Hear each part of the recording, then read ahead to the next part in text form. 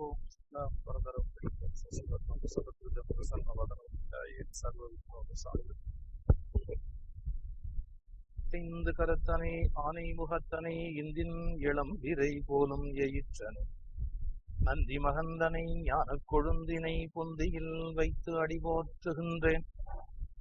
உதிக்கின்ற செங்கதிர் உச்சி திலகம் உணர்வுடையோர் மதிக்கின்ற மாணிக்கம் மாதுளம் போது மலர்கமலை துதிக்கின்ற மென்கொடி மென்கடி குங்கும தோயம் என்ன விதிக்கின்ற மேனி அபிராமி எந்தன் விழுத்துணையே விழிக்கு துணை திருமென் மலர்பாதங்கள் மெய்மை குன்றா மொழிக்கு துணை முருகா எனும் நாமங்கள் முன்பு செய்த பழிக்கு துணை அவன் பன்னிரு தோளும் பயந்ததனி வழிக்கு துணை வடிவேலும் செங்கோடன் மயூரமுமே. என்னை நன்றாக இறைவன் படைத்தனன், தன்னை நன்றாக தமிழ் செய்யுமாறு அவருடைய உருவான அன்னை பராசக்தியுடைய தனிப்பெரும் கருணையினாலே குருவாயூரப்பன் பக்த சமாஜத்தின் சார்பில் நடைபெற்றுக் கொண்டிருக்கிற மகாபாரத பகவத்கீதை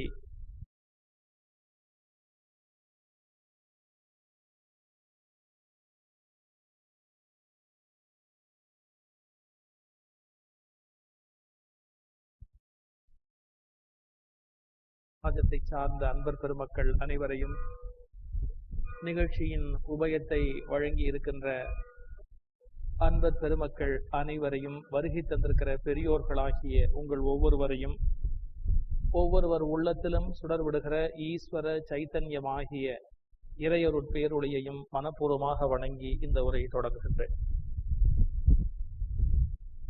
நேற்றைய தினம்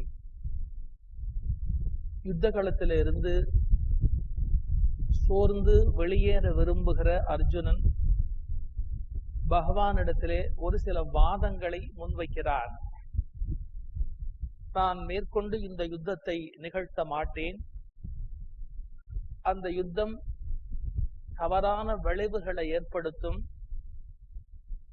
அது முறையற்ற ஒரு செயலாக கருதப்படும், எல்லாவற்றையும் விட என் நபர்களை என் மனிதர்களை நான் எப்படி கொல்ல முடியும், யார் பொருட்டு நான் வாழுகிறேனோ அவர்களது மரணத்திற்கு பிறகு நான் கொண்டாடுவதற்கு என்ன இருக்கிறது? இது ஒரு ஆச்சரியமான உண்மை. எப்போதுமே நம்முடைய வெற்றி தோல்வி நம்மை மையப்படுத்தியது அல்ல. நம்முடைய வெற்றி தோல்வி நம்மவர்கள் நமக்கு தருகிற அங்கீகாரத்தை பொறுத்தது. ஞானிகள் மட்டும்தான் தன்னுடைய வெற்றி, அதாவது தன்னுடைய ஆத்மாவினுடைய வெற்றி என்று ஞானத்தை கொண்டாடுகிறார்கள். பொதுவாக அஞ்ஞானிகள் தம்முடைய எல்லா வெற்றி தோல்விகளையுமே மற்றவரை பிறரை சார்ந்ததாகவே கருதுகிறார்கள். நீங்க எத்தனையோ பேச்சாளர்கள் அல்லது பெரிய தலைவர்கள் அவர்களுக்கு மாலை போட்டு மரியாதை பண்ணி நீ பெரிய மனுஷன்னு சொன்னா கூட ரொம்ப வருத்தத்தோட ஒரு வார்த்தை சொல்வார்கள். அதெல்லாம் சரி, உங்க எல்லாருக்கும் தெரியுது, எங்க வீட்டுல என்னை பத்தி தெரியலையே. அவ ஒரு நாள் கூட என்ன அப்படி ஒரு அறிவாளின்னு ஒத்துக்கொண்டதே இல்லையே அப்படி. அவருக்கு ஒரு உண்மை தெரியாது, எந்த வீட்லயுமே ஒத்துக்கிறது இல்லை அப்படிங்கிற உண்மை அவருக்கு தெரியறது இல்லை. சரி, ஊரே ஒப்புக்கொண்டது, ஒரு பெரிய இயக்கமே ஒப்புக்கொண்டது, பல லட்சம் பேர் ஒன்னா கூடி ஒரு மாநாடு போட்டு இவர்தான் தலைவர் அறிவாளின்னு சொன்னா கூட அதெல்லாம் என்ன பிரயோஜனம்? இதுக்கப்புறம் லேட்டா வீட்டுக்கு போனா அவ சொல்வா, நீங்க கெட்டது போதாதுன்னு 1 லட்சம் பேர் கெட்டுட்டு வந்தாச்சா. நான் வேடிக்கைக்கு சொல்லல. ஒரு முறை ஒரு நண்பரை நான் அழைத்து கொண்டு ஒரு பேச்சுக்கு போகணும். வாசல்ல காரை நிறுத்திட்டு காலிங் பெல் அடிக்கலாம்னு போனேன். சரி, நெருங்கிய நண்பர் தானே காலிங் பெல்லையே அடிக்கணும்னு கதவு திறந்தது. டக்குன்னு உள்ள போயிட்டேன். அங்க அவருக்கு அர்ச்சனை நடந்துட்டு இருந்தது, லட்சார்ச்சனை. அந்த அம்மா ரொம்ப கோபமா சொன்னா, உங்களுக்கு ஒண்ணும் தெரியாது, ஒரு மண்ணு தெரியாதுன்னு அவ சொல்லிட்டு இருந்த வார்த்தை. ஒண்ணும் தெரியாது, ஒரு மண்ணு தெரியாது. உடனே அவர் சொன்னார், அப்படி தெரியாமையா ஊர் ஊரா என்ன கூப்பிட்டு பேச சொல்றாங்க, அவளுக்கும் ஒண்ணும் தெரியாதுன்னு. யாரெல்லாம் கூப்பிடுறாளோ அவளுக்கும் ஒண்ணும் தெரியாது அப்படி. நான் டக்குன்னு வெளியில வந்து காலிங் பெல் அடிச்சுட்டேன். அந்த மாதிரி சமயத்துல நம்ம உள்ள போனா கௌரவமா, இப்ப எனக்கும் ஒண்ணும் தெரியாதுன்னு ஆயிடும். வெளியில வந்து காலிங் பெல் அடிச்சேன். இது நடந்த நிகழ்ச்சி. அப்படி காலிங் பெல் அடிச்சுட்டு நான் உள்ள போன உடனே அவர் வெளியில வந்தவர் கேட்டார், எப்ப வந்தீங்க அப்படின்னா. நான் சொன்னேன், இப்பதான் வந்தேன், அப்ப வரலன்னு. இப்பதான் வந்து அப்ப வரல. அப்ப வரலையே அவர். எதுக்கு சொல்றேன், அவருக்கு ரொம்ப வருத்தம். அது என்கிட்ட தனியா கார்ல வரும்போது புலம்பிக் கொண்டே வந்தார். பாருங்க, நீங்க எல்லாம் என்ன எவ்வளவு பெரிய பேச்சாளர்னு ஒப்புக்கொண்டீர்கள், அவ ஒத்துக்கவே மாட்டேங்கிறா அப்படின்னு. நான் என்ன சொல்றேன், நம்முடைய வெற்றி தோல்வி நம்மை சார்ந்ததாக நாம் நினைப்பதில்லை, நம்மை சார்ந்தவர்களை சார்ந்ததாகவே நினைக்கிறோம். அவர்களது அங்கீகாரம். ஒரு மாலை போட்டா கூட, பெரிய மாலை போட்டா சில பேர் சொல்வா, இதை இருந்து அவ பார்க்கலையே, தான் எப்படி மதிக்கப்படுகிறோங்கிறத அவ பார்க்கலையே அப்படின்னு ரொம்ப வருத்தப்படுவார். இப்ப அர்ஜுனுடைய மனோநிலை, இந்த அவ்வளவு வெற்றியையும் நான் யாருக்கு அர்ப்பணிக்கணும்? என்னுடைய பரம்பரையில் பெரியவர்களுக்கும், என் ஆசிரியருக்கும், என் ஆச்சாரியனுக்கும், என்னவர்களுக்கும் அர்ப்பணிக்கணும். அது ரெண்டு பக்கத்திலும் என்னவர்கள் என்று என்னை சார்ந்தவர்களும் மரணமடைய போகிறார்கள். நான் சில பேரை கொல்ல வேண்டி இருக்கிறது, அவர்களும் என்னவர்கள். இதன் பிறகு என்னுடைய வெற்றி தோல்வியிலே என்ன அர்த்தம் இருக்கிறது? நான் எதை என் வெற்றியாக கொண்டாட முடியும்?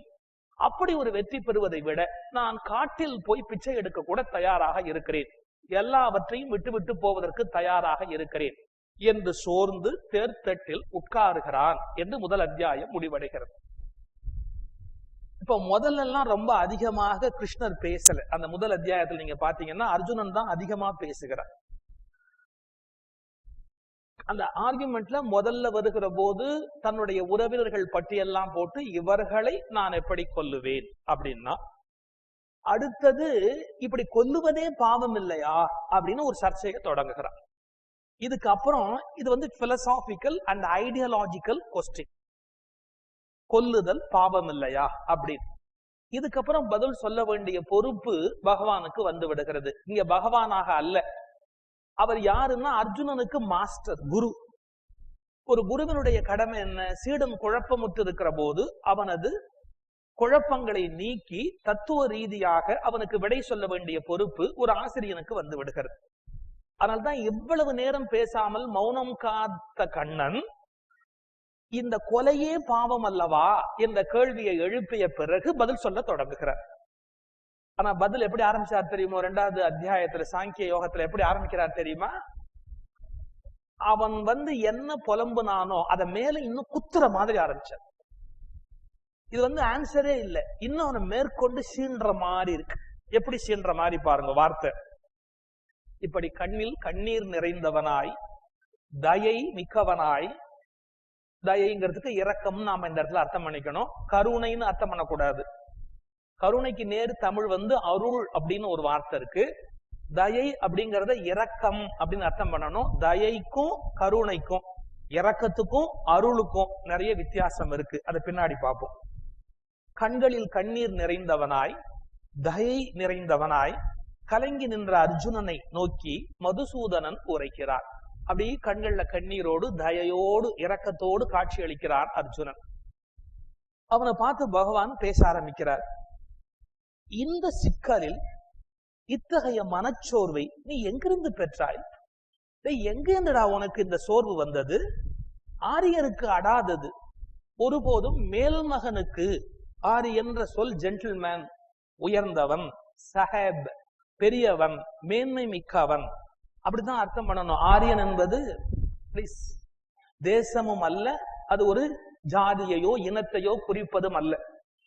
கொஞ்சம் வால்யூம் கம்மி பண்ணணும். அப்ப ஆரியன் என்ற கொஞ்சம் கம்மி பண்ணணும். அப்ப ஆரியன் என்ற சொல் அது வந்து ஒரு நாட்டையோ ஒரு பகுதியையோ குறிப்பதல்ல. மேல்மகன் அப்படிங்கிற அந்த வார்த்தையை அந்த பொருளை குறிக்கிற ஒரு சொல். ஆரியனுக்கு அடாதது இந்த செயலை நீ எவ்வாறு மேற்கொள்ளுகிறாய்? நீ இவ்வாறு நடந்து கொண்டால் உனக்கு நீ கருதுகிற மேல் உலகம் சொர்க்கம் ஒருபோதும் கிடைக்காது.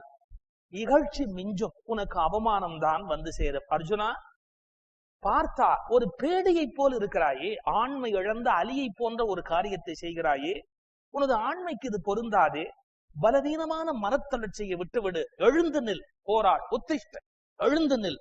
பகைவருக்கு சரியான பகைவனே போராடு என்று பகவான் பேசுகிறார். இங்க கூட பாருங்க, ஆன்சரே இல்லை. இன்னும் அவன் கேட்ட கேள்விக்கு ஆன்சர் கிடையாது. பின்ன என்னன்னா இன்சல்ட் தான் இருக்கு. நீ ஒரு அலியை போல் நடந்து கொள்ளுகிறாயே, ஒரு பேடியை போல் நடந்து கொள்ளுகிறாயே, ஆரியனுக்கு அடாத காரியத்தை செய்கிறாயே, நீ மேற்கொள்ளுகிற இந்த காரியத்தினாலே நீ நரகத்தில் தான் சென்று சேருவாயே ஒழிய மேல் உலகத்தை சென்று அடைய முடியுமா? எல்லாம் என்னன்னா நம்ம பாஷையில் சொல்றாங்க ஃபயரிங், திட்டுறார் பகவான். ஒன்னும் ஆன்சர் கிடையாது, அனாலிசிஸ் கிடையாது. ஏன் இப்ப நம்ம கிட்ட ஒருத்தர் ரொம்ப சோர்ந்து வருத்தப்பட்டு பேசுற போது நாம அவளை கடிந்து பேசலாமா? பேசக்கூடாது. ஏன்னா மனசு ஏற்கனவே நொந்து போயிருக்கிற போது இன்னும் கொஞ்சம் நோகடிக்க கூடாது. ஆனா இங்க என்ன மாதிரி கோணத்துல கிருஷ்ணர் அணுகுகிறார் அப்படின்னு கேட்டா, அவன் மனதில் தயை தோன்றி தான் ரொம்ப மேலான ஆளா ஆயிட்டதான் நினைச்சுட்டு இருக்கான். எப்படி தெரியுமா? பீஷ்மர மாதிரி பெரிய மனுஷனை எல்லாம் நான் எப்படி அடிப்பேன், அந்த நான் எப்படி அடிப்பேங்கிறது பணிவு இல்லை, அகங்காரத்தோட உச்சி. என்ன, நான் ரொம்ப பெரிய மனுஷன். யாரு? பீஷ்மரை எல்லாம் மன்னிக்கிற அளவுக்கு நான் பெரிய மனுஷன், பீஷ்மரை எல்லாம் கொல்லாத அளவுக்கு நான் பெரிய மனுஷன். இன்னும் என்ன அர்த்தம் தெரியுமா? அசட்டுத்தனமா அந்த கிழவர் தான் சண்டைக்கு வந்தா அவரை கொல்ற அளவுக்கு நான் என்ன முட்டாளா? இது பணிவில்ல. உண்மையான பணிவா இருந்தா, ஐயோ அவ்வளவு பெரியவர் சண்டைக்கு வந்திருக்கிறார், அப்ப அவருக்கு தெரியாததான் தானே சொல்லணும். அப்படி சொல்லலையே. பீஷ்மர் சண்டைக்கு வந்துட்டார், அவருக்கு வேணா அறிவில்லை, உள்ள இருக்கிற அர்த்தம் அந்த வார்த்தையை சொல்லல. நான் அப்படி அறிவில்லாம அவரை அடிச்சிட முடியுமா? அப்ப அவரை விட மேலான அறிவு என்னுடையது அல்லவா?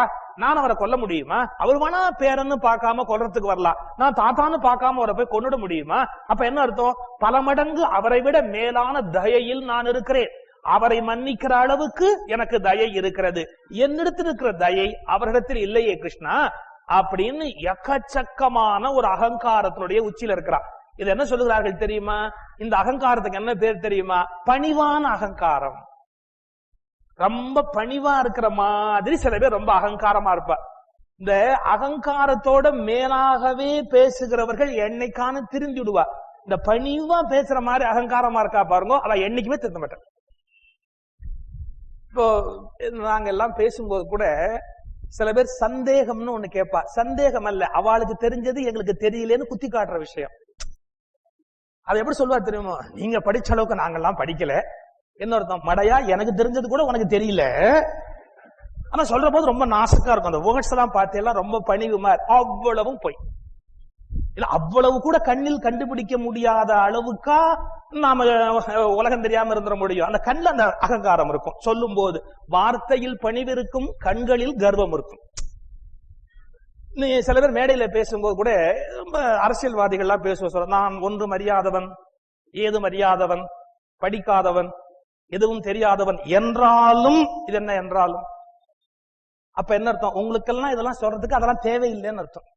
இது படிப்பு இதெல்லாம் ஒண்ணுமே தேவையில்லை, இதெல்லாம் இல்லாமே நான் மேடையில பேசலாம். உங்களுக்கு எல்லாம் அதெல்லாம் படிச்சவாதான் பேசணும் ஒண்ணு அர்த்தம் இல்லை. இதெல்லாம் அரசியல்வாதிகள் பணிவா பேசுற மாதிரி பேசுகிற ஒரு அகங்காரம். உலகத்திலேயே ஆபத்தானது என்னன்னா, இந்த பணியிற மாதிரி நடந்து கொள்ளுகிற அகங்காரம் தீர்க்க முடியாதது, பிழையானது. அந்த அகங்காரத்தினுடைய உச்சியில இருக்கா யாரு? அர்ஜுன். பீஷ்மர் போன்றவர்கள் எல்லாம் கொல்ற அளவுக்கு நான் என்ன அவ்வளவு மோசமான ஆளா? நான் ரொம்ப நல்லவன் இல்லையா, அவரை கொல்லுவேனா அப்படின்னு ரொம்ப பணிவாக நடந்து கொள்வதை போன்ற ஒரு உணர்வுல பேசுறான். அவன் அகங்காரத்துல இருக்கிறான். இப்ப அந்த அகங்காரத்தை ஓங்கி அறைய வேண்டாமா? ஏன்னா அகங்காரத்திலேருந்து அவனை வெளியில கொண்டு வரணும்னா அந்த அகங்காரத்தை குத்தி கிளறினாதான் அந்த அகங்காரம் வெளியில விழும். அதுக்காகத்தான் எப்படிப்பட்ட சொற்களாக பகவான் தேர்ந்தெடுக்கிறார் பாருங்க. ஆணுக்கு அடாததும் ஒரு அலி செய்கிற காரியத்தையும் செய்கிறாயே, மேலுலகம் போகிறவன் செய்கிற காரியமா இது? உன்னுடைய சத்திரிய இனத்துக்கு தகாத ஒரு காரியத்தை செய்கிறாயே, ஆரியனுக்கு அடாத ஒரு காரியம். அவ்வளவு இன்சல்ட். ஏன்? இப்போ பணிவான நிலையில உண்மையிலேயே இருந்திருந்தானா இந்த வார்த்தையால பாதிக்கப்படக்கூடாது. அகங்காரம் இருந்தா இந்த வார்த்தையால அவன் பாதிக்கப்பட்டு மேல இன்னும் பஸ்ட் ஆகி வெளியில வரணும். அப்ப இது என்னன்னா, ஒரு சைக்காட்ரிஸ்ட ஒரு பேஷண்ட் கன்சல்ட் பண்றதுக்கு போனா அவர் எத்தனை ஆங்கிள் பேசி பார்ப்பார். ஒரு சைக்காட்ரிஸ்ட் அந்த பேஷண்ட தன்னுடைய டேபிள்ல வைத்துக் கொண்டு என்னென்ன மாதிரி பேசி பார்ப்பார். முதல்ல பணிவா பேசுவார், அப்புறம் கடுமையா பேசுவார், கொஞ்சம் பேசுவார், அப்புறம் இவனை குற்றவாளி ஆக்கி பேசுவார். எல்லா வகையிலும் பேசாதான் உண்மையை வெளியில கொண்டு வர முடியும்.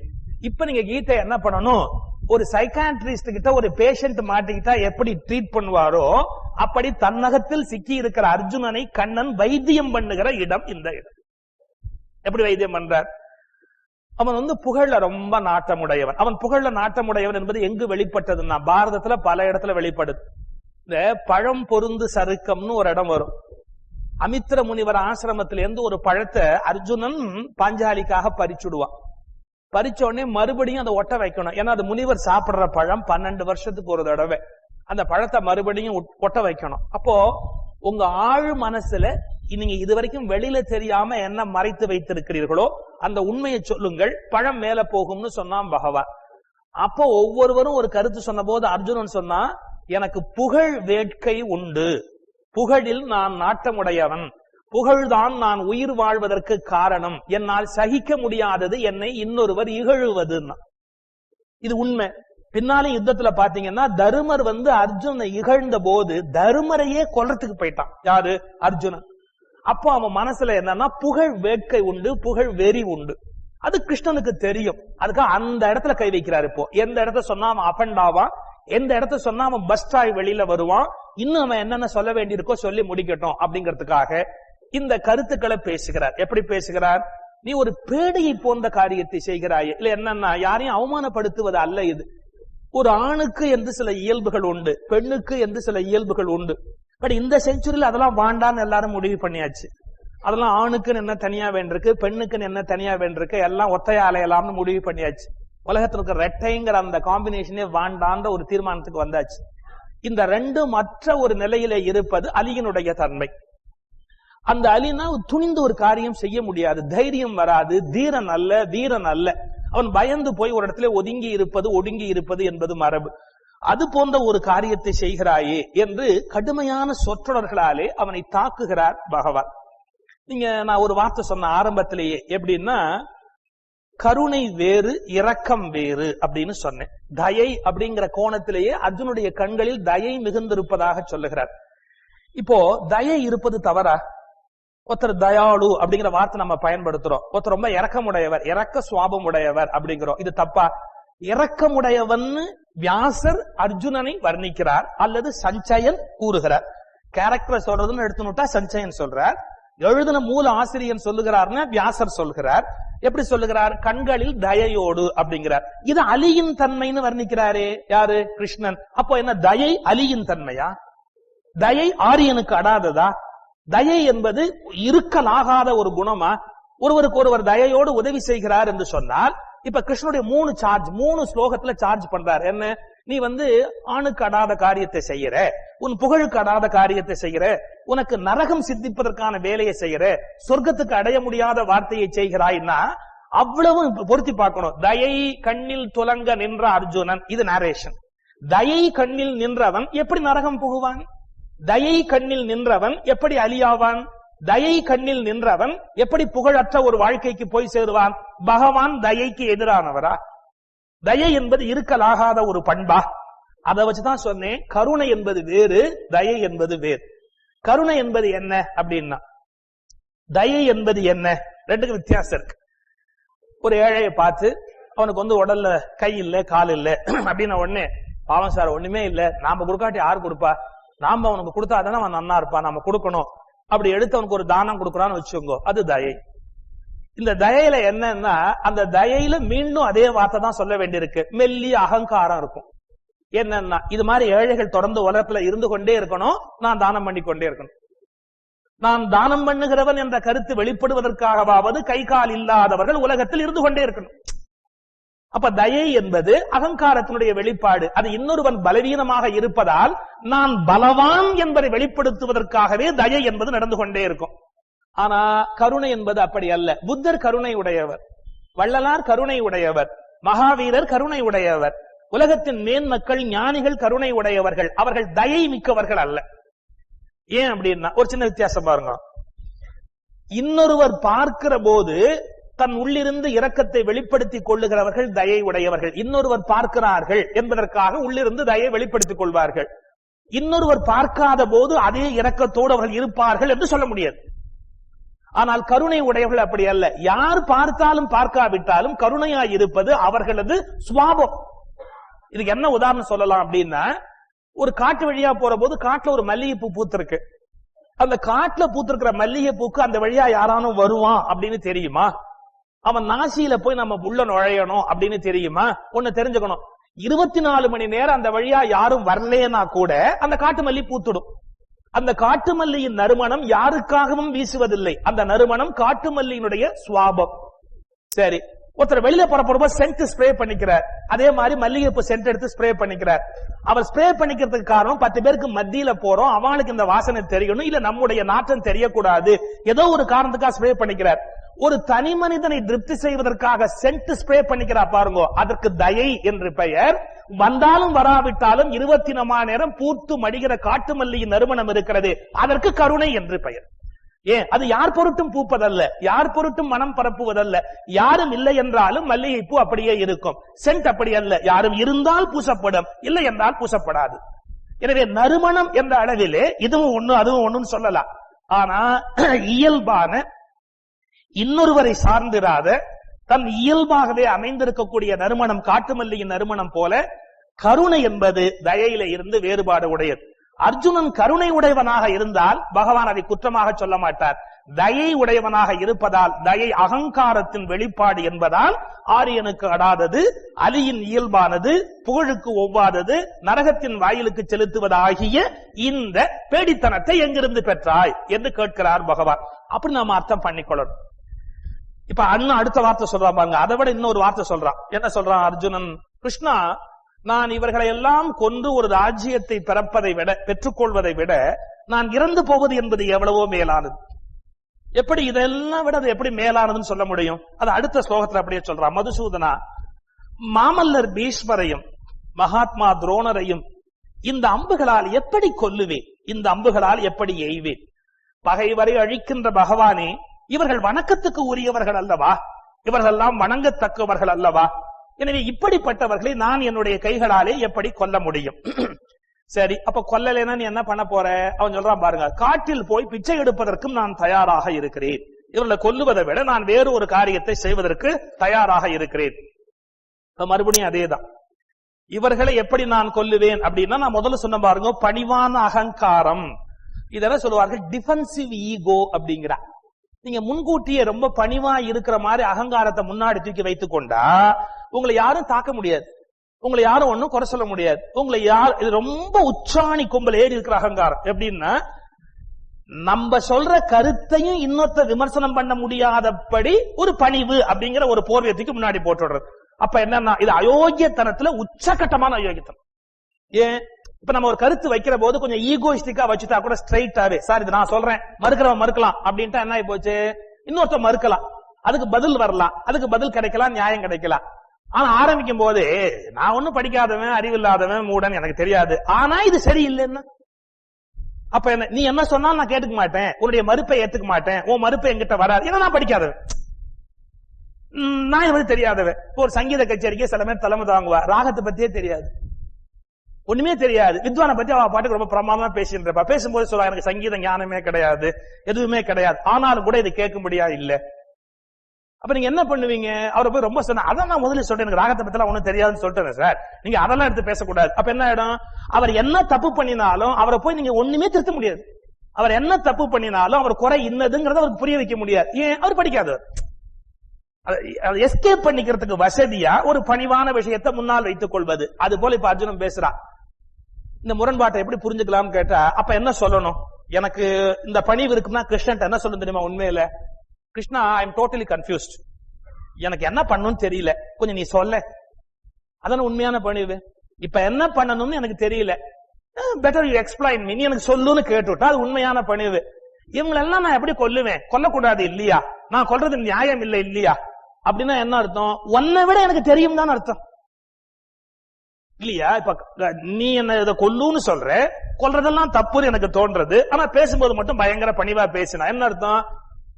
நீ இதை கொல்லுன்னு சொல்ற, நான் கொல்ல மாட்டேன், கொல்றது தப்புன்னு எனக்கு தெரியுங்கிற அகங்காரம் தானே உள்ளே இருந்து இருக்கு அவ்வளவுமே பேச்சுக்குள்ள. இது வந்து ரொம்ப ஆச்சரியமான ஒரு இடம். பேச்சு முழுக்க பார்த்தா ரொம்ப பணிவா பேசுற மாதிரி தெரியும், ரொம்ப ஞானமா பேசுற மாதிரி தெரியும், ரொம்ப தெளிவா பேசுற மாதிரி தெரியும். நேர்மாறா பணிவும் கிடையாது, தெளிவும் கிடையாது, ஞானமும் கிடையாது. ஆனா எடுத்து பார்த்தா ரொம்ப பணிவா, ரொம்ப தெளிவா, ரொம்ப லாஜிக்கலா பேசுற மாதிரி ஒரு இம்ப்ரெஷனை உண்டு பண்ணும். அந்த மாதிரியான பேச்சு கம்ப்ளீட்டா இந்த இடத்துல அர்ஜுனுடைய பேச்சு. இதுக்கு முந்தின இடத்துல இன்னொரு கருத்துன்னு சொல்றான். இது இல்லைன்னு சொன்னா நான் காட்டில் போய் பிச்சை எடுக்கவும் தயாராக இருக்கிறேன். இப்ப பார்த்தா ரொம்ப பணிவு. அதாவது இவர் மகா ஞானி ஆயிட்டாராம், மானவமானத்தெல்லாம் விட்டுட்டாராம். காட்டுல போய் இன்னொருத்தட்ட கையேந்தி சோறு சாப்பிட கூட இவர் தயாரா இருக்கிறாராம். ஆனா இவாளெல்லாம் கொல்ல மாட்டாரா, கொண்டு அந்த ராஜ்யத்தை பெறுவது அப்படிங்கிறது நியாயம் இல்லாத ஒரு செயலா. அதனால நான் காட்டுல போய் கூட நான் பிச்சை எடுக்கிறதுக்கு தயாரா இருக்கிறேன். எப்படி இத நம்ம அதை அனுபவிச்சு பார்க்கணும் அப்படின்னு கேட்டா, சில பேர் வாழ்க்கையிலேருந்து விலகி சன்னியாசியா போறேன்ட்டு போயிடுவா. நம்ம என்ன நினைச்சுக்குவோம், சரி இவருக்கு ரொம்ப ஞானம் கொடுத்து ஒரு சன்னியாசியா போயிட்டார் அப்படின்னு. ஒருத்தர் சன்னியாசி ஆனார். ஆன உடனே ஒருத்தர் கேட்டார், எப்படி உங்களுக்கு ஞானம் வந்த உடனே சன்னியாசம் வந்ததா, இல்ல சன்னியாசம் வாங்கினதால ஞானம் வந்ததா? அவர் சொன்னார், இல்ல எனக்கு ஞானம் வந்ததுக்கு அப்புறம் சன்னியாசம் வாங்கினுட்டேன். ஞானம் வந்ததாலதான் சன்னியாசமே வாங்கினுட்டேன். அது எப்படி சன்னியாசம் வந்தாதானே ஞானமே எல்லாருக்கும் வர முடியும்? இல்ல இல்ல, நான் அப்படி இல்லை, ஞானம் வந்ததால சன்னியாசம் வாங்கினுட்டேன். எப்படி இல்ல, ஞானம்ங்கிறது என் சம்சாரம் பேருந்தார்.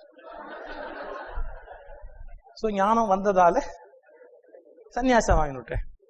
சோ ஒரு லைஃப்ல இருந்து நான் முதல்ல சொல்றேன் பாருங்க, அந்த எகிரி குதிச்சு ஓடுறவர் சொல்ல பாருங்க, லைஃபை ஃபேஸ் பண்றதுக்கு தைரியம் இல்லாம எகிரி குதிச்சு வெளியில ஓடுறவர். ஆச்சா, சரி இங்க இருந்து ஓடிட்டார். ஏன் பொண்ணு கல்யாணம் பண்ண வேண்டியிருக்கு, வீடு வாங்க வேண்டியிருக்கு, பையனுக்கு வேலை கிடைக்க வேண்டியிருக்கு, நிறைய பிரச்சனை இருக்கு லைஃப்ல. இந்த பிரச்சனை எல்லாம் அவரால் ஃபேஸ் பண்ண முடியல, இந்த பிரச்சனை எல்லாம் அவரால் இருந்து கவனிக்க முடியல. உடனே என்ன பண்ணிட்டார், ஒரு ஜோல்னா எடுத்து தோல்னா பாட்டுன்னு காசிக்கு போறேன், ராமேஸ்வரத்துக்கு போறேன், ஹிமாலயாஸ் போறேன்ட்டு அவர் பாட்டுக்கு இந்த அம்மாவை அப்படியே அந்த பூமியில விட்டு விட்டு அவ என்ன கேடு கேட்டா என்ன கேடு கேட்டா என்ன விட்டு அவர் பாட்டு போயிட்டா. இந்த அம்மா 10 பாத்திரம் தேய்ச்சா, அப்பெல்லாம் விட்டா, 4 வீட்டு கல்யாண வீட்டுல போய் பாத்திரம் கழுவுனா, படாத பாடு பட்டா, பொண்ணை கல்யாணம் பண்ணி விட்டா, பையனை படிக்க வச்சுட்டா. இதுல யாரு மகா ஞானி? யாரு மகா ஞானி? அவர் கோயில் மாடு மாதிரி போயிட்டார், கோயில் மாடு மாதிரி போயிட்டார். இந்த அம்மா உழைச்சு களைச்சு படாத பாடுபட்டு அந்த குழந்தைகளை காப்பாத்தி எல்லாம் பண்ணினா. இப்ப சன்னியாசியா போயிட்டார் இல்லையா, அப்ப இவர் மகா ஞானி ஆயிட்டார்னு அர்த்தமா? எல்லாத்தையும் விட்டுட்டு அங்க போயிட்டார், ஞானி ஆயிட்டார்னு அர்த்தமா? நீங்க பாருங்க, நான் இப்ப சொல்ல போற விஷயம் கொஞ்சம் கஷ்டமா இருக்கும். சந்நியாசம்னு சொல்லி அங்க போய் உட்கார்ந்துட்டாப்புல பூர்ண சந்நியாசம் வாய்த்தவர்கள் எத்தனை பேர்? நாம வீடு கட்ட முடியலன்னு கவலைப்படுவோம், அவ மடம் கட்ட முடியலன்னு கவலைப்படுவோம். நம்ம குழந்தைகள் சொன்னதை கேட்கறது இல்லைன்னு நம்ம கஷ்டப்படுவோம், சிஷ்யா எல்லாம் மதிக்கிறது இல்லைன்னு அவ கஷ்டப்படுவோம். நாம சின்ன சின்ன லெவல்ல இதே மாதிரி பிரச்சனையில இருப்போம், அவ பெரிய பெரிய லெவல்ல அதே மாதிரியான பிரச்சனையில இருப்பா. என்ன நம்ம கலர் கலரா துணி போடுவோம், அவ ஒரே கலர்ல துணி போடுவா. மற்றபடி நீங்க எடுத்து பாத்தீங்கன்னா மனோநிலை அப்படின்னு பாக்குற போது பார்த்தா, இந்த கிரகஸ்தாசிரமத்துல இருக்கிறவன் படுகிற அந்த அவஸ்தைக்கும் மனோநிலைக்கும் சந்நியாசம்னு வாங்கி கொண்டு போனவர்களுடைய மனோநிலைக்கும் பெரிய வித்தியாசம் இல்லை. நான் ஏதோ கேலியா சொல்றேன், அவர்களை ஏதோ ஒரு அவமதிப்பா சொல்றேன், தப்பா நினைக்கப்படாதீங்க. அவரோட பழகி பார்த்தாதான் தெரியும். ஒரு தடவை ஒரு மேனேஜ்மெண்ட் சயின்ஸ் பத்தி பேங்க்ல இருக்கிற எம்ப்ளாயிஸுக்கு கிளாஸ் எடுக்கிறதுக்காக ஒரு பெரிய சன்னியாசி, பாப்புலர் சன்னியாசி ஒருத்தரை கூப்பிட்டு எடுக்க சொன்னா கிளாஸ். அவர் எல்லாம் கிளாஸ் எடுத்து முடிச்சதுக்கு அப்புறமா அந்த மேனேஜர்கிட்ட சொன்னார், உங்களோட ஒரு 10 நிமிஷம் தனியா பேசணும் அப்படின்னு. அவர் எல்லாம் உட்காந்துட்டு இவ்வளவு நேரம் ஒரு 1 ஹவர் இவர் எல்லாம் பேசுறதெல்லாம் கேட்டுட்டு அவர் ஒரு 10 நிமிஷம் தனியா உட்காந்து கேட்டார், இந்த பிளாக் மணி எல்லாம் எப்படி நம்ம கரெக்டா என்னென்ன மாதிரியா செஞ்சு வச்சா ப்ராப்ளம் இல்லாம இருக்கும். அப்ப இவ்வளவு நேரம் 1 ஹவர் இவர் கிளாஸ் எடுத்தார், 10 நிமிஷம் இப்ப அவர் கிளாஸ் எடுத்தார், என்னென்ன மாதிரியா அதை எப்படி எப்படி எல்லாம் பண்ணி வைக்கலாம் அப்படின்னு. அப்பதான் அந்த பேங்க் மேனேஜர் சொன்னார், என்னன்னா நாமளும் ஒரே மாதிரியான ப்ராப்ளத்துல தான் இருக்கிறோம், அவளும் அதே மாதிரியான ப்ராப்ளத்துல தான் இருக்கிறா. என்ன அந்த அமௌண்ட் வித்தியாசப்படுறது, அந்த அமௌண்ட பற்றிய சில விஷயங்கள் வித்தியாசப்படுறதே ஒழிய அந்த மைண்ட் அப்படிங்கிறது அதே மாதிரியான மனோநிலையிலே தான் இருக்கு. இது என்ன ட்ரெஸ் இருந்தா என்ன, என்ன மாதிரியாக மாறி போயிருந்தா என்ன, கொஞ்சம் யோசிச்சு பாருங்க. மனிதர்கள் அந்த இடத்துல இருந்து இன்னொரு ஆசிரமத்துக்கு மாறிட்டு போறதால மட்டும் எந்த வகையிலையும் அவர்கள் மாறுவதில்லை. ஏன் தெரியுமா? நீங்க எங்க போனாலும் யார கொண்டு போறீங்க? உங்களை கொண்டு போறீங்கல்ல.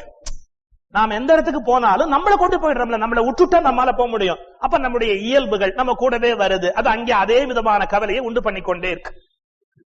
ஒரு அழகான ஒரு கதை சொல்வான். அக்கா தங்க 2 பேர். அந்த அக்கா இனிப்பு மலையில குடியிருக்கா. ஒரு கற்பனை உருவக கதை. இனிப்பு மலையில குடியிருக்கா. அவ ரொம்ப நன்னா ரொம்ப செழிப்பா இருக்கா. தங்கைய பாக்குறதுக்காக போனா, தங்க உப்பு மலையில வாழ்க்கப்பட்டு போயிருக்கா. உருவ கதை, உப்பு மலையில வாழ்க்கப்பட்டு போயிருக்கா. அங்க போய் பார்த்தா தங்க ரொம்ப இழைச்சு துரும்பா இருக்கு. பாக்குறதுக்கு ரொம்ப வருத்தமா இருக்கு. அக்கா கேட்டா, என்னடி நீ இப்படி ஆயிட்ட, ஏன் இந்த மாதிரி ஆயிட்ட, நீ வா என்னோட வீட்டுக்கு வா, நான் 1 மாசம் உனக்கு சமைச்சு போடுறேன், உன் உடம்ப தேத்தி அனுப்புறேன், நீ என்னோட வா அப்படி. ரொம்ப இஷ்டமே இல்லாம தங்க அங்கேருந்து வந்தா, வேற வழியே இல்லாம அங்கேருந்து வந்தா. 1 மாச காலம் இவ அக்கா வீட்டுல இருந்தா. ஆனா 1 மாசம் ஆகி ஒரு 1/2 கிலோ கூட வெயிட் ஏறவே இல்லை. அவளுக்கு ஒண்ணுமே நடக்கவே இல்லை, எந்த மாற்றமும் வரல. 30 நாள் ஆனோன்னு சொன்னா, நான் திரும்பி உப்பு மலைக்கே போறேன், நான் அனுப்பிச்சுடு அப்படின்னா. நான் உன்னை எவ்வளவு பார்த்தும் உடம்பு தேரவே இல்லை, நீ இன்னும் ஒரு மாசம் இரு, நான் ஏதாவது முயற்சி பண்றேன். நான் எப்படி இருக்க முடியும், நான் கொண்டு வந்த உப்பு தீர்ந்து போச்சேன்னா. அப்ப என்ன அர்த்தம், இவ ஒண்ணு சமைச்சு போட்டு பிரயோஜனம் இல்லை, அவ அங்கேருந்து அந்த உப்பை கொண்டு வந்து அதைத்தான் தின்னுகிட்டு இருந்தாங்க. அப்போ அங்கேருந்து வரும்போதே அதை கொண்டு வந்து இங்க சாப்பிட்ட 1 மாசம் இல்ல 2 மாசம் இருந்தாலும் ஏதாவது இம்ப்ரூவ்மெண்ட் இருக்குமா? இல்ல.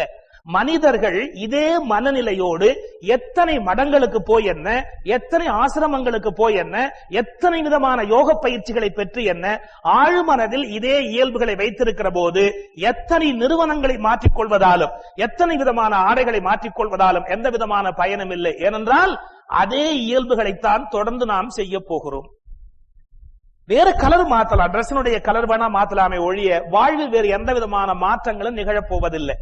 இத மனசுல வைத்துக்கொண்டு இப்ப அர்ஜுன பார்க்கணும். நான் காட்டுல போய் பிச்சை எடுக்க போறேன் அப்படின்னு சொன்னாலும், பிச்சை எடுத்தாலும் அங்க சத்திரியனுக்குரிய இயல்போடுதான் அர்ஜுனன் பிச்சை எடுப்பானே ஒழிய, இவன் இப்ப சொல்றான் பாருங்க, அது மாதிரி ஒரு சாத்வீகமான சாது மாதிரி நடந்து கொள்ள அர்ஜுனால முடியாது.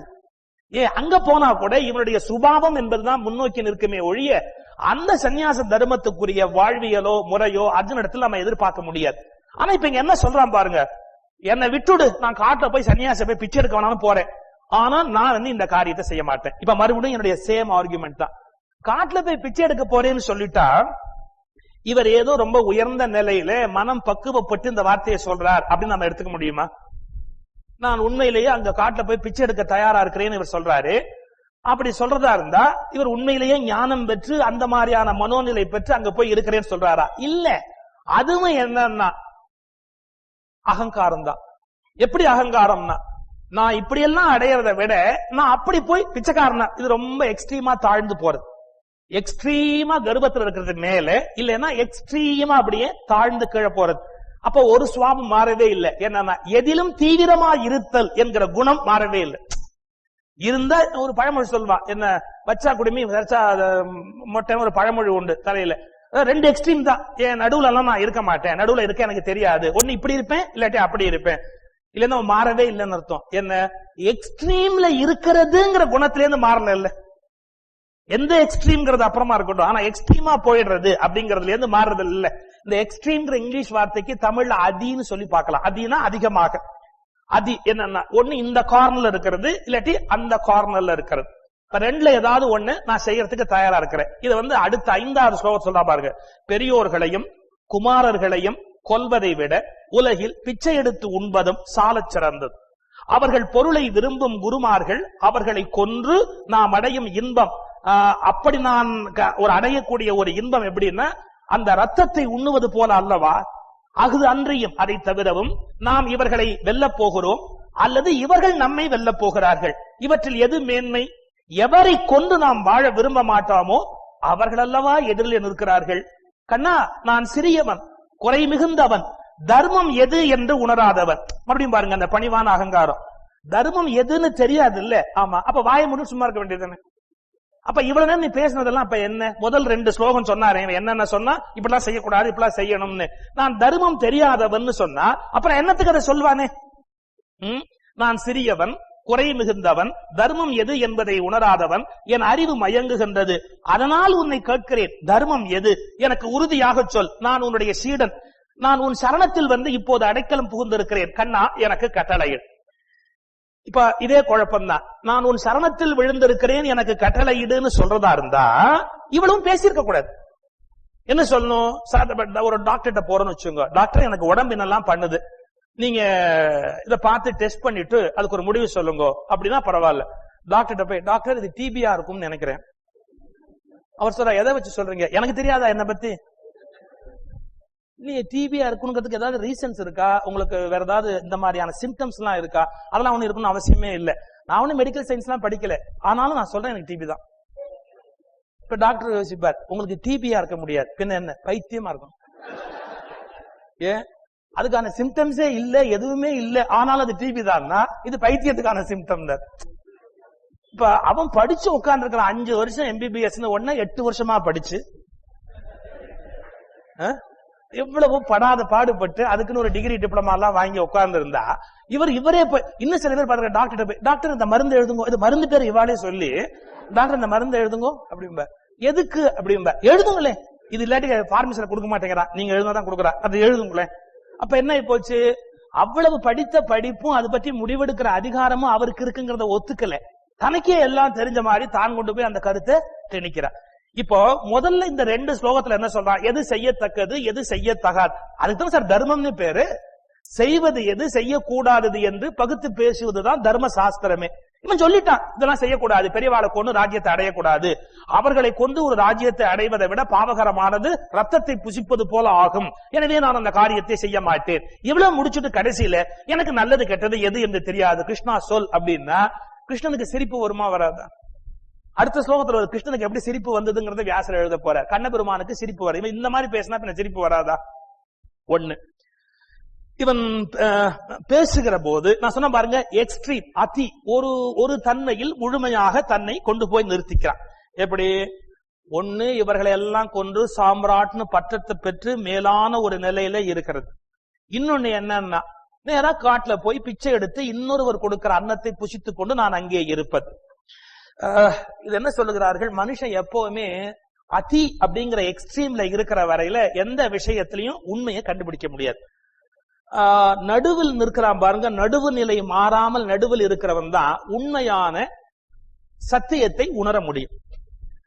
ஒரு ராஜா, இது ஒரு இன்சிடென்ட், ஒரு மகாராஜா புத்தர் இடத்துல வர்றான், உங்க சிஷ்யனா என்ன ஏத்துக்கணும், நான் சன்னியாசம் பெற்று சிஷ்யனா வர தயார் அப்படிங்கிறான். இவன் சொன்ன மாதிரி காட்டில் போய் பிச்சை எடுத்து நான் பாருங்க, அது மாதிரி புத்தர்ட்ட சொல்றான், நான் உங்ககிட்ட சீடனா வருவதற்கு விரும்புறேன், என்ன சிஷ்யனா ஏத்துங்கோ அப்படி.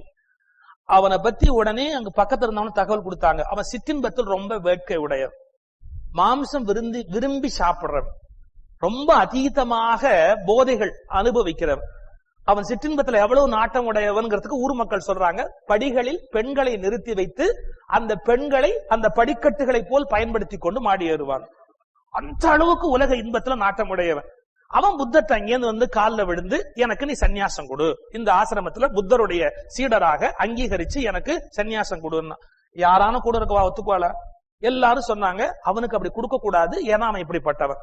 அப்ப புத்தர் ஆச்சரியமா ஒரு வார்த்தை சொல்றார், எப்போது அவனால் அதில் அப்படி தீவிரமாக இருக்க முடிகிறதோ இதிலும் அவனால் தீவிரமாக இருக்க முடியும்.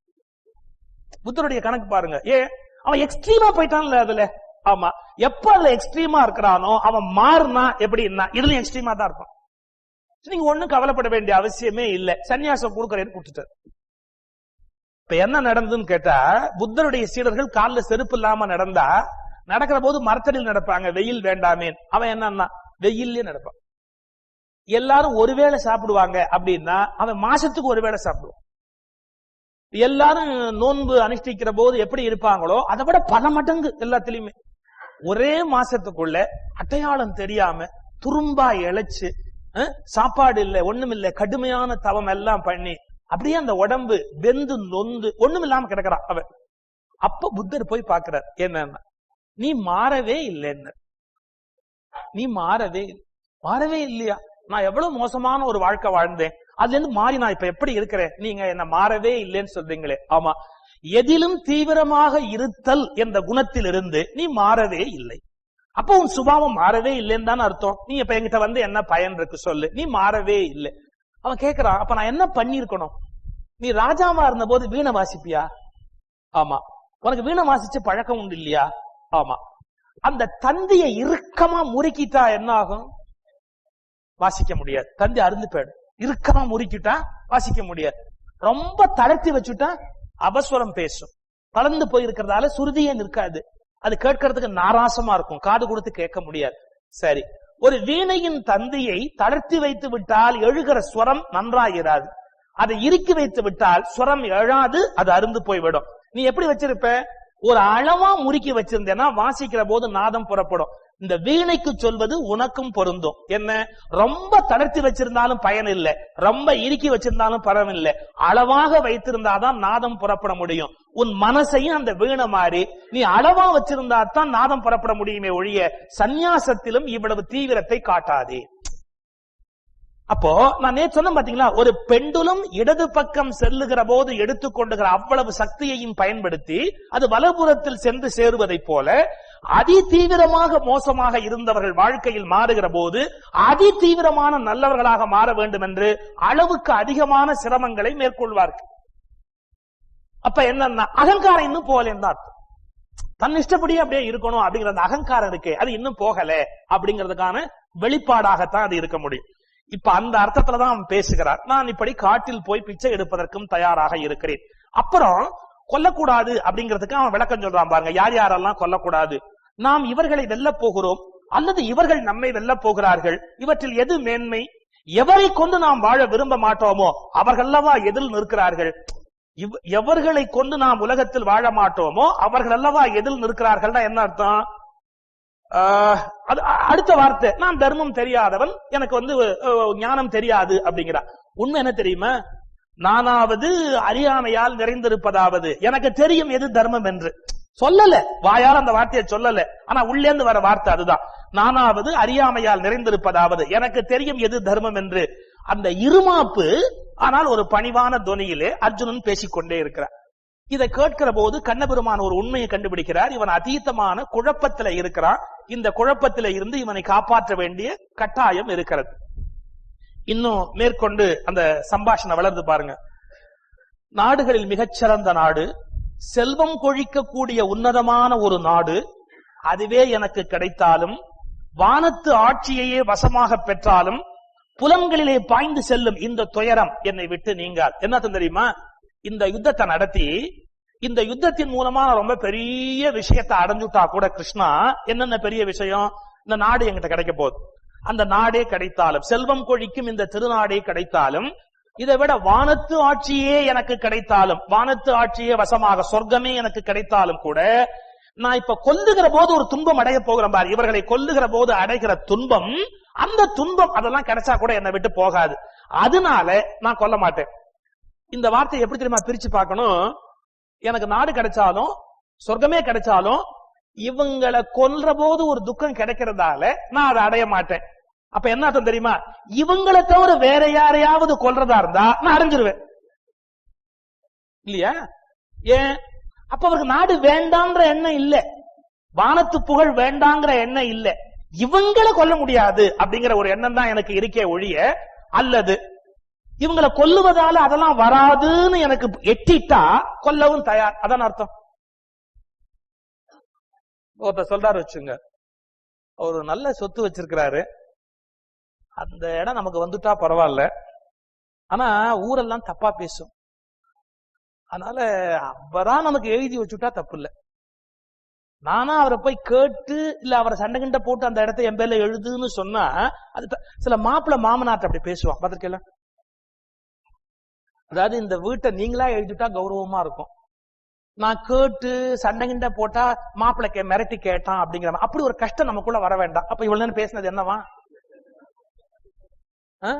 நாளைக்கு நமக்குள்ள ஒரு ரசாபாசம் வரக்கூடாது இல்லையா? இன்னும் காலகாலத்துக்கு நாம எல்லாம் சேர்ந்து இருக்கணும் இல்லையா? அப்ப என்ன அர்த்தம்? மரியாதையும் அந்த பிளாட்டை என் பேர்ல எழுதுன்னு அர்த்தம். பட் அவன் யூஸ் பண்ற வேர்ட்ஸ் வெவ்வேறு, வார்த்தைகள் வெவ்வேறு, பட் நோக்கம் என்ன? இந்த பிளாட் எனக்கு வேணும். இதை கேட்கிற போது நானா உங்ககிட்ட கேட்டா மரியாதையா இருக்காது, எனக்கு குடுன்னு சொன்னா தப்பா போயிடும்னா, அப்ப அதான் சொல்லிட்டு இருக்க நீ உள்ளமா. இப்ப யோசிச்சுங்க, இந்த நாடே எனக்கு கிடைத்தாலும், வானத்து புகழே கிடைத்தாலும், இவர்களை கொல்லுகிற போது ஏற்பட்டிருக்கிற துயரம் என்னை விட்டு போகாது. இப்ப கவனிக்கணும், இவர்களை கொல்லுகிற போதுங்கிற இடத்தை அண்டர்லைன் பண்ணிட்டீங்கன்னா, இவர்களை தவிர வேற யாராவது கொல்ல வேண்டி இருந்தால் ஐ எம் ரெடி. இரண்டாவது, இவர்களை கொல்லுவதாலும் அந்த துயரம் வராது என்றால் ஐ எம் ரெடி. அப்ப மூணாவது, எனக்கு அந்த நாடும் அந்த மோட்சமும் வேண்டாம்னு அர்த்தம் கிடையாது, இந்த துன்பத்தோட வர்றதா இருந்தா வேண்டாம். அப்ப இந்த துன்பம் இல்லாம அதெல்லாம் வரும்னு சொன்னா எனக்கு அது வேணும். இப்ப எப்படி அவனை டீல் பண்ண முடியும்? அர்ஜுனுடைய மன இயல்பை பகவான் உற்று கவனிக்கிறார். இவனுக்கு இன்னும் நாடு கிடைக்கணும், தான் வானுலகமே புகழே அடைந்து சொர்க்கமே பெறணும் அப்படிங்கிற ஆழ் மனதுல இருக்கிற எண்ணம் இவனை விட்டு இன்னும் போகல. இவனுக்கு அந்த எண்ணம் மனசுல இருக்கு. ஆனா இவர்களை கொல்லுவதால் உலகம் பழிக்குமே அப்படிங்கிற ஒரு கவலை தான் இருக்கே ஒழிய உலகம் பழிக்காதுன்னு சொன்னால் இவற்றை எல்லாம் அடைவதற்கு தயாரா தான் இருக்கிறான். இப்ப புரிந்து கொண்டார். என்ன டோட்டலி கன்ஃபியூஸ்ட். இவனுக்கு என்னதான் வேணும்? இப்ப நாடு வேணுமா வேண்டாமா, புகழ் வேணுமா வேண்டாமா, இவனை கொல்லலாமா கூடாதா, எல்லா லெவல்லையும் இவன் கம்ப்ளீட்லி கன்ஃபியூஸ்ட், எல்லாத்திலும் குழப்பமா இருக்கிறான். இந்த நிலையில திருதராஷ்டிரத்தை சஞ்சயன் சொல்றார், பார்த்தனோ பகைவரை கொளுத்தக்கூடியவன், பகவானோ பசுக்களை காப்பவன், அதாவது எல்லா உயிர்களையும் ரட்சிக்கிறவன். அந்த அர்ஜுனன் இந்த கண்ணனை நோக்கி போர் செய்ய மாட்டேன் என்று கூறிவிட்டார். நான் இந்த போரை செய்ய முடியாது, நடத்த மாட்டேன். பாரத நாட்டின் தலைவனே, யாரு திருதராஷ்டிரனை பார்த்து சஞ்சயன் சொல்ற வார்த்தை, பாரத நாட்டின் தலைவனே திருதராஷ்டிர மன்னா, காண்டீபன் சொல்லை கேட்டு கண்ணன் புன்னகை வெடித்தான். இப்படி எல்லாம் அர்ஜுனன் பேசுறத கேட்டு அப்படி ஒரு சிரிப்பு சிரிக்கிறாரா கிருஷ்ணன். கண்ணன் புன்னகை வெடித்தான். படைகள் இரண்டுக்கும் நடுவே நின்ற பார்த்தனை நோக்கி பகவான் சொல்ல தொடங்கினான். நான் இந்த இடத்துல தான் சொன்னேன், ஏன் பகவான் சிரிக்கணும்? இவன் மனசுல உண்மையிலேயே இவன் என்னதான் நினைச்சுன்னு பேசுறான். ஒரு ஞானி மாதிரி சொற்களை பயன்படுத்துறான், ஆனா முழு அஞ்ஞானி மாதிரி நடந்துக்கிறான். ஒரு சிஷ்யன் மாதிரி பேசுறான், ஆனா குருவுக்கே புத்தி சொல்லிட்டு இருக்கான். ஒரு சிஷ்யனை என்ன சொல்லணும், குரு சொல்றதை அப்படியே கேட்கணும். குருவுக்கு என்ன சொல்றான், நீங்க என்ன பண்றீங்க, இந்த மாதிரி கொஸ்டின் செட் பண்ணுங்க. ஒரு பையன் சொல்ல முடியுமா வாத்தியாருக்கு, நீங்க இந்த பரீட்சையில என்னென்ன கேள்வி கேளுங்க, இதெல்லாம் தான் ரொம்ப முக்கியம், இதெல்லாம் வந்தாதான் நல்லது, இப்படி குருவுக்கு சொல்ல முடியாது. ஆனா அவ்வளவு சொல்லிட்டு இருக்கான். சொல்லிட்டு என்ன சொல்றான், என்ன இருந்தாலும் நான் உங்க சிஷ்யன் இல்லையா அப்படின்னு. சோ முன்னுக்கு பின் முரணாக அசட்டுத்தனமாக இன்னும் என்ன தன்னை மறைக்க நினைக்கிறான். உள் மனசுல தோன்ற பல விஷயத்தை எதெல்லாம் சொல்லி மறைக்க முடியுமோ அதெல்லாம் சொல்லி மறைக்கிறதுக்கு அவன் இத பார்த்தான் பகவான். அவனுக்கு ஒரு புன்னகை வருகிறது. கண்ணன் அழகா சிரிக்கிற காட்சியை இந்த இடத்துல கீதை சொல்லுகிறது. காண்டீபன் சொல்லை கேட்டு கண்ணன் புன்னகை வெடித்தார். ஒரு புன்னகை அவனோட உதட்டில இருந்து பிறக்கிறது. இந்த குழந்தைகள் சில சமயத்துல கோச்சுன்னு சாப்பாடு வேண்டாம்னு சொல்லும். ஒரு சின்ன ஏதாவது ஒரு டிஃபரன்ஸ் ஆஃப் ஒப்பீனியன் வந்துட்டுன்னு வச்சுங்க, சாப்பாடு வேண்டாம்னு சொல்லும். நிஜமாலுமே அதுக்கு சாப்பாடு வேண்டாமா? அம்மா ஏதோ திட்டிருப்பா, கோவத்துல ஏதோ திட்டிருப்பா. சில அம்மா எப்படின்னா சீரியல் பார்க்க விடாட்டி குழந்தைய சாச்சு விடுவா. அவளுக்கு சீரியல்ல அவ்வளவு மோகம். அதான் சொன்னா, அதாவது கோகிலா எங்கே போகிறாள் அப்படின்னா, இவாத்து பொண்ணு எங்க போறானே அவளுக்கு தெரிய மாட்டேங்கிறது. ஆனா கோகிலா எங்கே போகிறா, அதை பாக்குறச்ச யாரானு ஏதாவது ஒரு கேள்வி கேட்டா சில அம்மாவுக்கு சொல்லுன்னு கோவம், பட்டுன்னு குழந்தைய அடிச்சிடும். ஒரு 2 நிமிஷம் எதையான பார்க்க விடுறியா நீ, பிராண வாங்குறியே, அந்த குழந்தைக்கு கோவம் வந்துடும். அது என்ன கேட்டிருக்கோம் அந்த சமயத்துல, வடா பொரிச்சு கொடு, இல்ல நான் சாப்பிடணும், இல்ல எனக்கு திங்கிறதுக்கு ஏதாவது கொடு, என்னமோ கேட்டிருக்கோம். அப்புறம் அந்த சீரியல் முடிஞ்ச உடனே அம்மா வந்து கொஞ்சம் நார்மல் ஆயிடுவா. குழந்தைக்கு சொல்லுவா, ஏதாவது வேணுமா, இப்ப தரட்டுமா. குழந்தை மூணு உட்காந்து, வேண்டாம், எனக்கு ஒண்ணும் வேண்டியது இல்லை, நீ ஒன்னும் தர வேண்டாம். நல்லா யோசிச்சு பாருங்க, தரவாண்டாம்னு நெகட்டிவா பேசுற போதே குழந்தை கண் முழுக்க தான்னு சொல்லுமா இல்லையா? நல்லா கீனா அப்சர்வ் பண்ண. நாம ஏதாவது திட்டி இருப்போம், இன்னைக்கு ராத்திரி சாப்பாடு வேண்டாம் அப்படின்னு